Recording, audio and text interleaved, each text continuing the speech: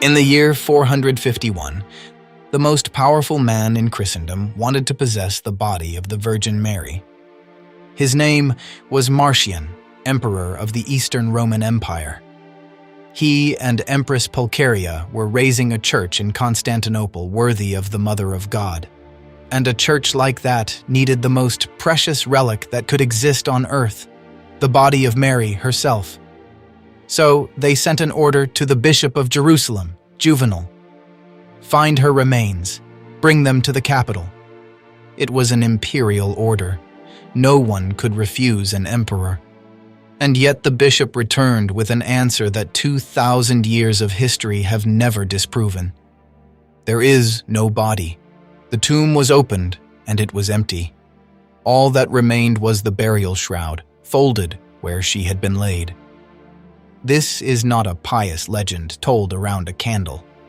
This is the moment when the most absolute power in the ancient world asked for the most precious relic of all, and was told it didn't exist. And this is where a mystery begins that historians, even today, struggle to explain. Because every saint in Christian history left something behind: a bone, a skull, a fragment of cloth marked with blood. Peter has a tomb beneath the Vatican. Paul, James, Andrew, Thomas, we know where their bones rest. But the most venerated woman who ever lived left nothing. No bone, no body, no tomb that ever held her remains. By the end of this story, you'll understand why the church waited 19 centuries to say out loud what that empty tomb had been declaring from the very beginning. But before we go down into that tomb together, one thing for you watching. On our website, the Novena of the Assumption is about to begin.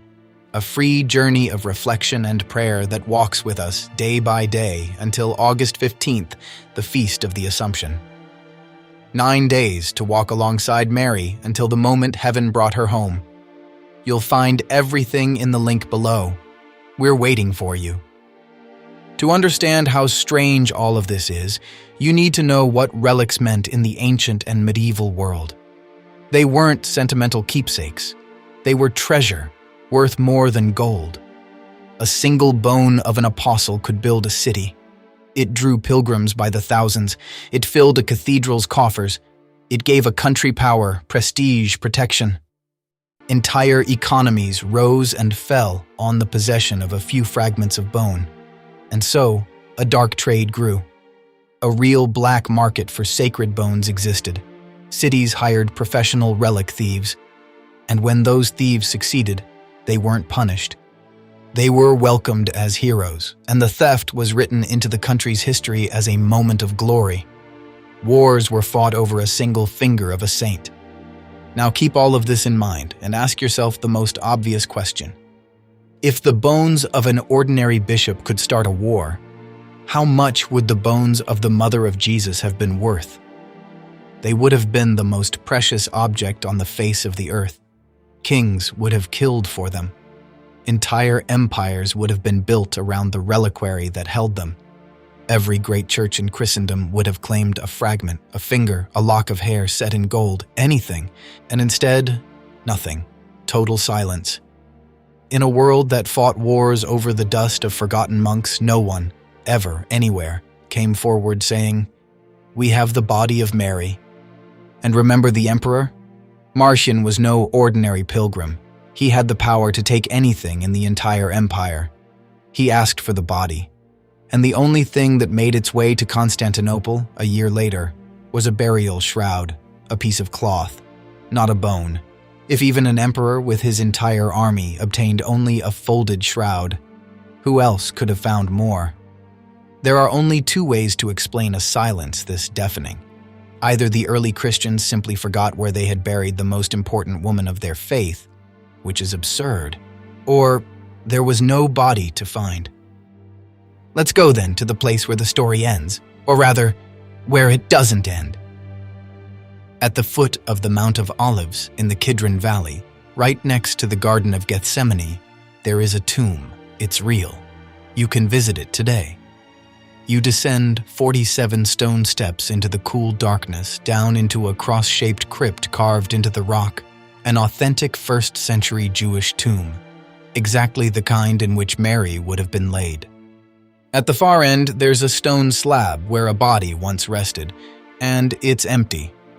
The oldest Christian writings, some from the 3rd and 4th centuries, all point to this same spot as Mary's tomb. The faithful have come here for over 1,000 years, but no one comes to venerate her remains, because there are none, just an empty stone slab in the dark beneath Jerusalem. 2,000 years ago, in this same city, there was another tomb, also carved into rock, also found empty on the 3rd day. The ancient church called it the Dormition, the falling asleep of Mary. The account, preserved in some of the oldest Christian texts, tells it like this. When her time on earth was complete, the apostles were miraculously gathered from the ends of the earth to be with her. She fell asleep in death, gently, and they laid her in the tomb at Gethsemane. And on the 3rd day when they returned, the tomb was open, the body was gone. All that remained was her burial shroud, folded, where she had been laid. Now, maybe you're a Catholic who has prayed all of this your whole life. Maybe you're a Christian of another tradition hearing it for the first time, already on guard. Wait, because what happens next in this story was designed across the centuries precisely for those who doubt. There was one apostle who wasn't present when the tomb was found empty, one who arrived late, and of all 12, it had to be him. Thomas. The one who, when told the Lord had risen, crossed his arms and said, "I will not believe unless I touch his wounds myself." That same Thomas was late again, and ancient tradition tells us that as he wept over the empty tomb, Mary appeared to him, and let her belt, her sash, fall into his hands. A single thread of cloth, proof to hold on to. The very apostle who demanded to touch the risen Christ receives, years later, something to touch once more. The Son let him feel his wounds. The Mother left him her sash. Heaven, it seems, has a special patience for those who struggle to believe. Now, maybe you're already writing the objection. That's not true. Relics of Mary exist. I've seen them. You're right. And this is where the story becomes even stronger. Relics connected to Mary do exist. In the Cathedral of Prato, in Italy, they keep that very belt, the sacred cintola, shown to the public only 5 times a year.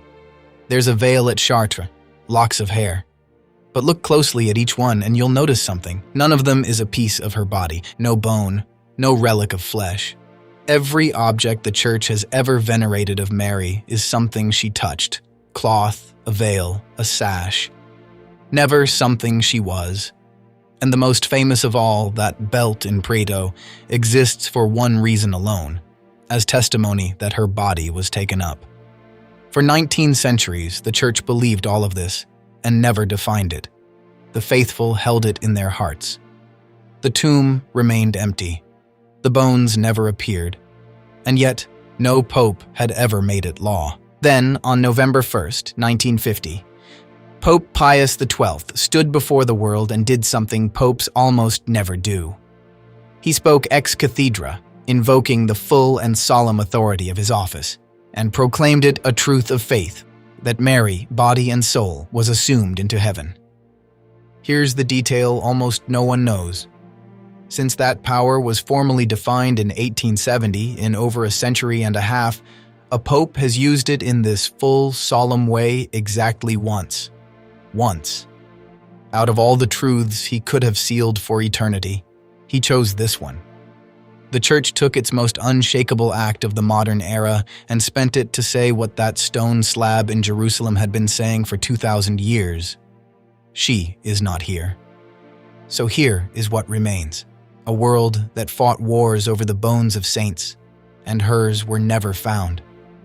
A first-century tomb, real and empty, 47 steps beneath Jerusalem. A doubting apostle handed a thread of proof, and a church that waited 1,900 years then used its highest voice only once to confirm it. You don't have to be Catholic to feel the weight of this. You only have to be honest about what's missing. The proof isn't something we found. It's something that was never there to find. Every other saint answers the question, where is the body?